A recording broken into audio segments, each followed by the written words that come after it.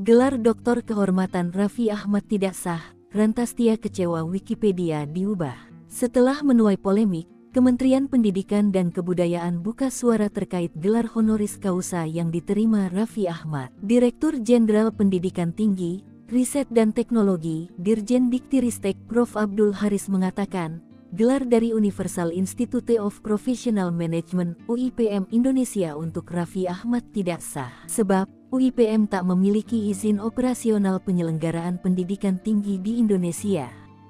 Gelar akademik yang diperoleh dari perguruan tinggi asing itu tak dapat diakui, kata Prof.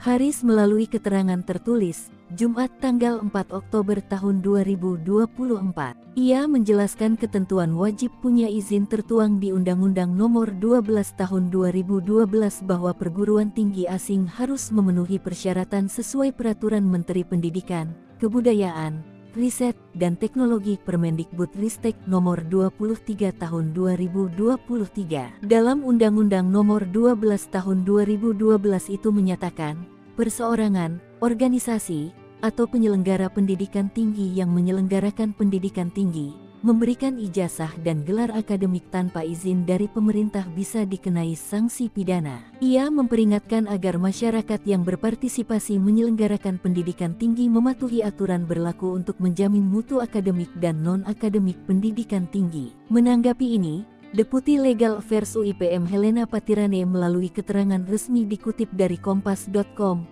Selasa tanggal 1 Oktober tahun 2024 bahwa prosedur gelar honoris causa dari UIPM diakui secara sah oleh KIAHE sebagai lembaga akreditasi internasional dan lembaga pendidikan dari Order of Kingdom Prusia. Sementara Rantastia Nur Alangan, CEO UIPM Perwakilan United Nations Economic and Social Council (ECOSOC) di Indonesia merasakan efek pemberian gelar doktor kehormatan atau honoris causa kepada Raffi Ahmad dari UIPM dirasakan. Ia kecewa terhadap netizen dan pihak Wikipedia terkait perubahan pada profilnya yang dilakukan pihak tak bertanggung jawab.